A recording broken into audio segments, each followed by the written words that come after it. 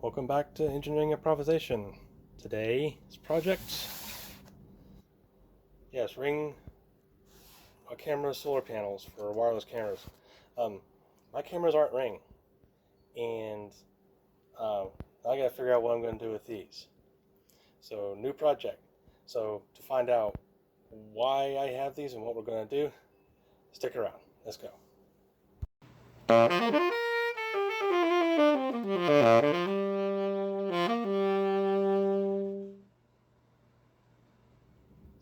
So the obvious question is, if I don't have Ring cameras, why do I have these kind of expensive solar panels? Well, kind of a funny story. My mom received these of all people. Her cameras aren't Ring either. They came from Amazon, so she's trying to figure out what the heck happened herself. Called up Amazon, finally got a hold of somebody, and yeah, they're sent to her completely by mistake. So they corrected it on their end to get two panels to the person who actually ordered them. They told her, okay, well, just keep them and do whatever with them you want. She said, well, I don't know what to do with them. She called me and said, do you want them? I'm like, yeah, you know what? Maybe I can figure out something to do with them. So that's what we're going to do. And you see, they haven't even been opened yet. So, you know what? Let's just go ahead and do an unboxing while we're at it. Why not? Kind of hard to do this one-handed with all this tape in here. Alright. Control the camera too while I'm at it. Open you. There we go. Alright, so this one out of the way.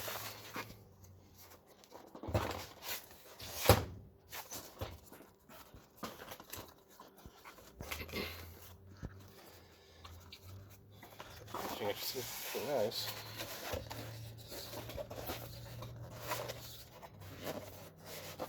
Come on, you. There we go. Get out of the way. Always on.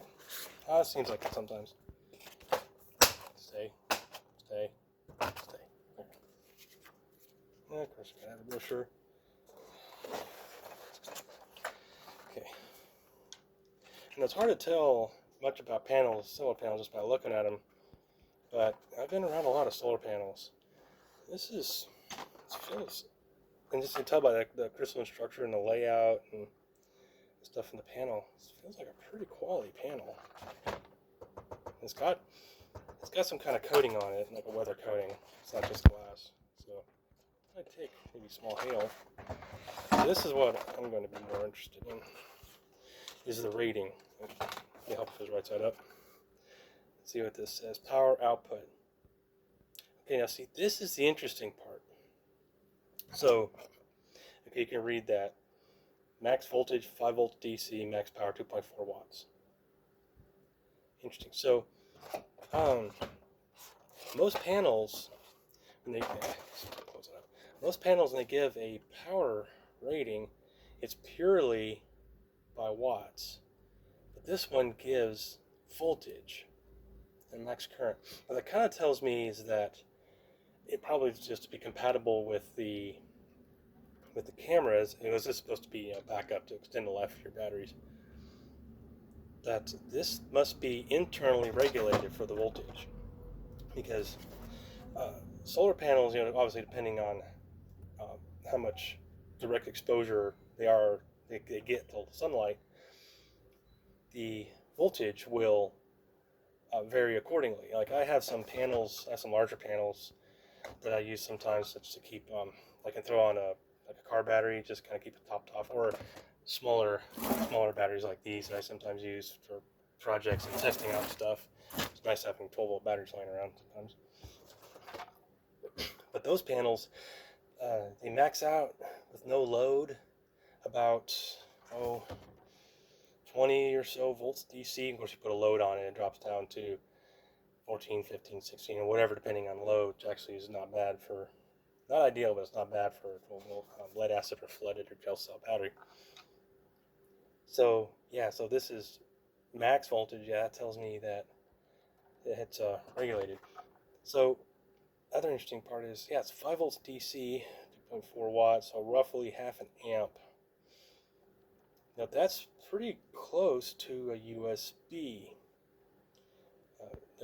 output. Now, your your USB chargers are typically 1 amp to 2.1 amps, which would then come out to 10 watts. At 10 watts would be at 2 amps. So volts times amps are watts. So yeah, max current. 400 milliamps, half an amp. So yeah, 500 milliamps would be half an amp. So you get it. So interesting. So what am I going to do with these things? I actually bring up a good point. So I could, let's see. Yeah, I can't really do much. That connector thing is tiny. But I bet I could hook this up to a USB socket, and this could be used as like emergency charging. I mean, obviously, for devices like phones, tablets, and stuff. Now, obviously, you would charge them very slowly, but hey, in a pinch, if you're camping or have extended power outage or something like that, you throw this thing out in the sun, and you could realistically, say charge a phone. Probably not like a big iPad or something like that. I mean, yeah, I guess it would charge it, but it'd take forever. You could reasonably put some charge in a phone with that. Okay, so next thing I would do though, be kind of test it and see what that voltage actually does. I don't really have a good way of testing the total power output. I know the devices you can do that with. I just don't have anything like that. But what I can do is I can put a voltmeter on this, and I can go walking around outside with it in direct sun, indirect sun, and so on, and see what the voltage does. And if it comes up or down, or if it stays at a really steady 5 volts until you get the thing in enough shade that it just can't continue to produce 5 volts and it'll drop below that. So that'll be my next step. So I'll take you along with that. Although I'm going to have to figure out how I'm going to do that. How am I going to hook a voltmeter? Guys, again, that center is so small. I don't know how I'm going to probe that to get a voltmeter on it.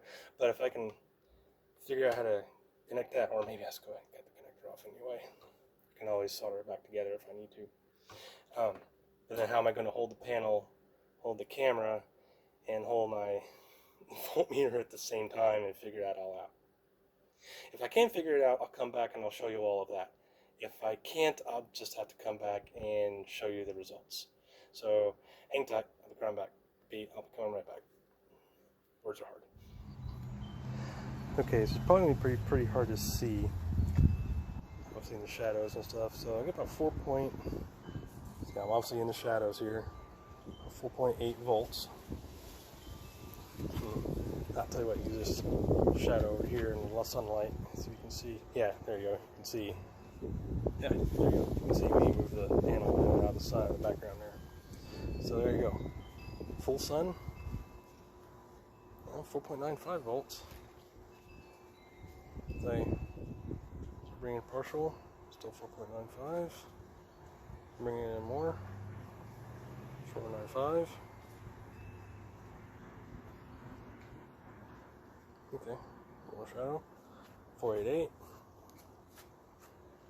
So yeah, that's pretty good. Of course, I have no idea what the amperage is. The amperage is going to be pretty low right now in the shade.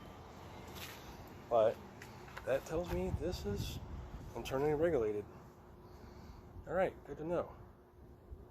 So, with that information, let's get back to the workbench. Okay, now that we know what we're dealing with, let's see what if we can actually put all this together. Actually, you know what?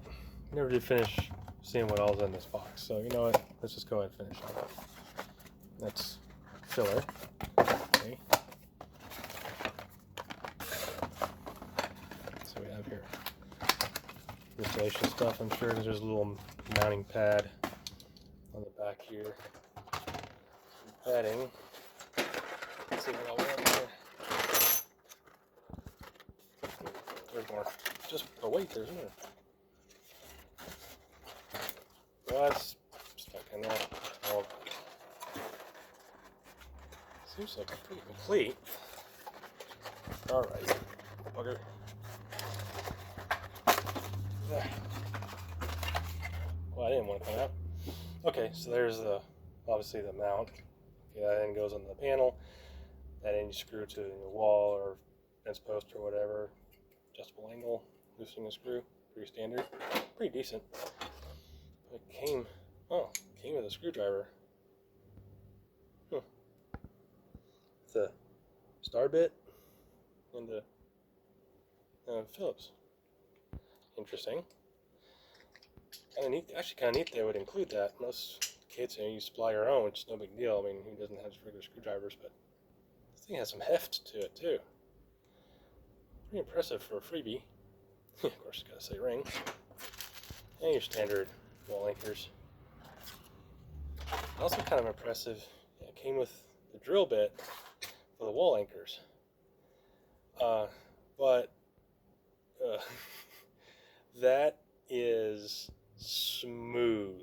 I mean, I couldn't cut cheese with that. Oh my God. I mean, I'm sitting here, I'm putting some pressure. I mean, you can see my skin there. I'm putting some pressure on this drill bit, and it's smooth. I mean, you're not drilling anything with this. So that goes in the scrap pile. I guess I give him some credit for making the effort. Maybe not. Okay. Anyway, here's what it is. Okay, so you probably noticed, in order to probe the wires, I did end up cutting this off. I just had no way of getting down in that center post. I mean, I probably could have gotten inventive, but again, if I'm not going to use this anyway, then yeah, forget it. Well, I did notice there's some things you kind of tell sometimes that kind of give you a hint of quality.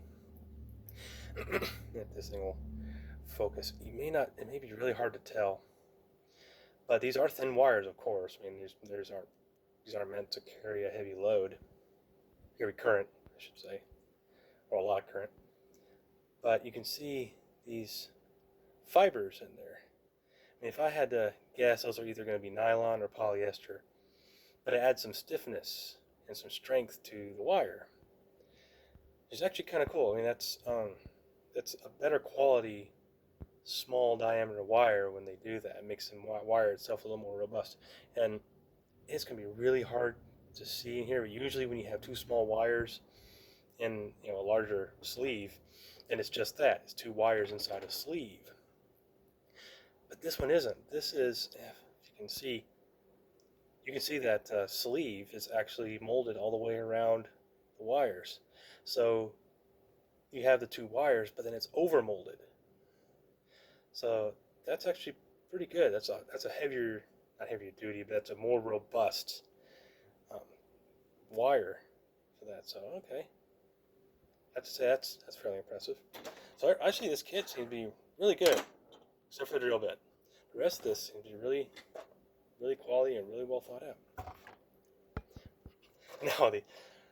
Now I had to figure out, okay, if I'm going to convert this to USB, the next trick is figuring out how the best way to connect this to a female USB socket.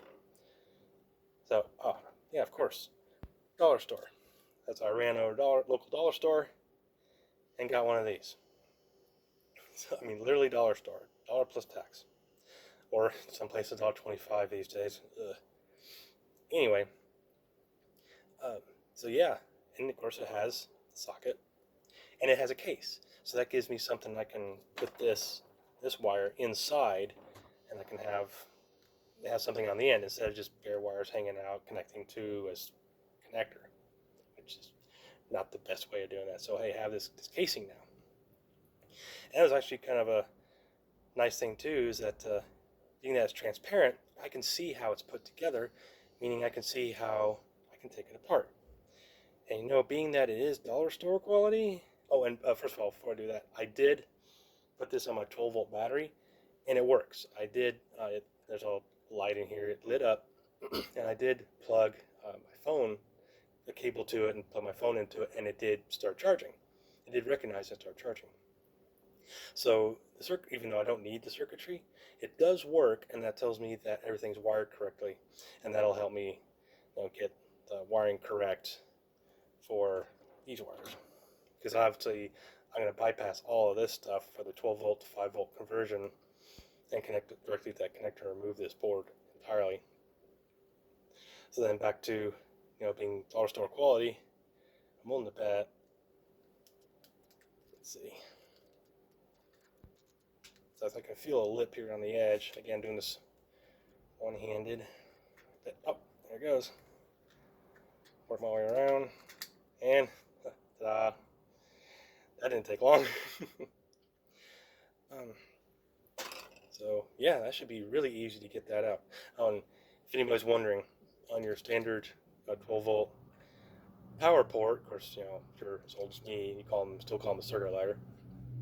Um, in the circuit lighter sockets, the center pin is positive and the outer barrel is negative. So in this case, these two contacts will be negative, and this one will be positive. Use alligator clips, connect battery to this, and that's how I tested it. Okay, so I'm going to take a few minutes, and I'm going to need 2 hands. We'll look at taking this apart. Actually, yeah, I'm going to go ahead and dig out my tripod here for my camera, so I'll get 2 hands in here and start pulling this apart. Maybe you can see some of that too. Alright, stick around and we'll continue. Next step. Alright, now it's time to discuss wiring. Now this is the part that can get kind of tricky, but once you understand the pinouts, then it's really not that bad. I finally got my camera on a tripod. I have to use a scribe. This is obviously pretty small stuff. I'm trying to get this so that you can see it. But as you can see over here, we have the 4 pins for the 4 connectors. This is hard to do, such a zoom. You can see the 4 connectors. And then you have the back shell too. So you can also follow the trace. Remember I said before, this part here was negative and this pin's positive. So the main thing we're looking at is this negative and then where it ties into the board, which is right here, these two. That's that capacitor. Looking at there, I believe that's the filter capacitor. So there's 2, and you can see the track, it might be hard to see, but you can see the track, they're tied together. Okay, so you can follow this big track, and it's tied to that and to that. And it's kind of hard to see, but it also falls along the front, ties to here. Now, that also helps you verify that you are looking at the ground, the negative side, because the back shell of any metallic connector like this is going to be grounded. And that's just good connector design, because when you're making the connection, then what's happening is you're establishing your ground or your negative prior to making any other connections internally, especially if you have your sensitive data pins, which are these 2 in the middle. But obviously we're not dealing with any data here, we're just dealing with power. So we don't have to worry about those pins at all. So then with these other 4 pins, obviously that's our negative, power negative. This other side is our power positive. And you can trace it back, and it goes through the circuitry and blah, blah, and eventually it does end up out here, the pin. But of course you can always look online. You can see the pinouts for a standard USB-A connector, and it's pretty straightforward. That's your ground, and that's your positive. So that's what we're tying our wires to. Now, as far as all the rest of this stuff, I'm not really worried about applying power here and potentially back driving this circuit. I mean, yeah, it'll backfeed a little bit, but I don't see that being any kind of an issue. And of course, then we'll test it out and see if that theory is correct. Now, as far as leaving any of the rest of this connected, I will need to at least leave this connected because those spring pins, this scribe's a little magnetic. Those pins or those tabs fit through the holes in the case, and that's what locates that board and keeps it in place. So I will need those to be in place. However, I will desolder or maybe just cut it off, because it's just the end of the spring going in through the board here for the positive power. But get rid of that. Yeah, I have a neighbor who has a pretty hot Impreza, and he likes to buzz my backside of the house. Anyway, I'll be feeding this wire through the hole where this pin used to be, and that'll fit into the connector. The only thing to remember too, if you're going to do that, I'll figure out where that it needs to be located, but I'll tie this into a knot, a small knot.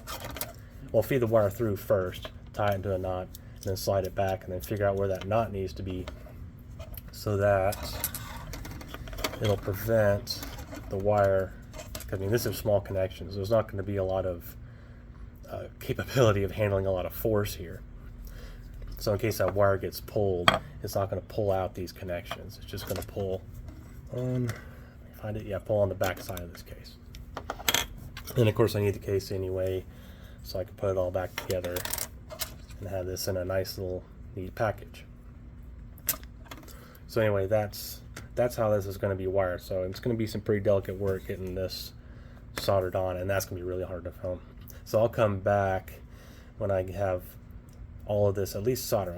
I'll wait for, maybe I'll wait for final assembly, or maybe I'll do final assembly. I'll decide that later. But for now, that's how this is going to be all set up. All right.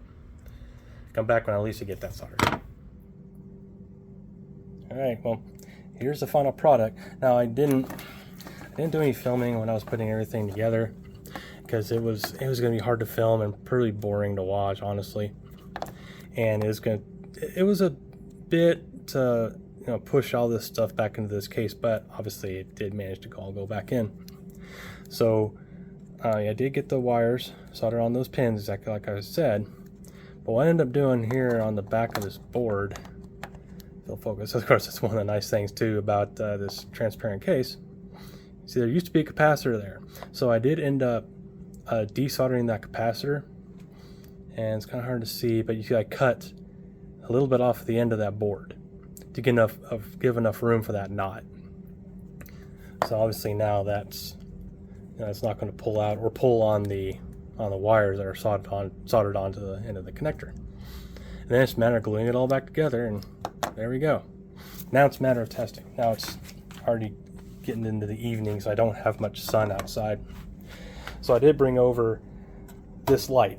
It's obviously not quite the same frequency, but it is bright enough that it should activate the solar panel well enough to at least charge. Not as good as direct sunlight, but it should work.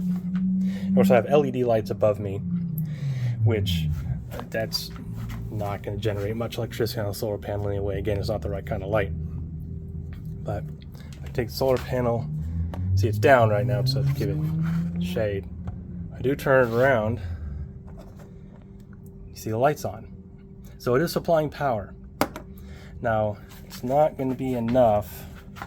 Let's see, get this in here. So it's not going to be enough to charge this old phone that's sitting over here, which is, you can't really see the battery's just about dead, so it's in the low screen mode right now, or dim screen mode. So see, it's just there to the panel. I mean, nothing tricky going on here. This is straight up, that's the whole circuit right there. So let me go ahead, turn on my sun, and take this panel, put it right on there, give it a second, and boom, charging. And you see the screen brightened up. So there we go. And so as soon as I take this off, you should see that go dim again. Yep. See? And you see, it's hard to see. There it goes. It's saying to plug it in. But bring the panel back around into the light. There we go. Charging. Boom. Bring and dead. So there we go. It works. So now, granted, if you wanted something like this for yourself, you could buy solar chargers for phones, iPad stuff. You can buy them commercially, and they're not that expensive. But since, and from the beginning of the video, these panels are free, and this was dollar store. The rest of this I already had, so yeah, this ended up being a really good project. So just like any of my projects, I hope this helps give you ideas for anything you can do with whatever junk you got laying around your house.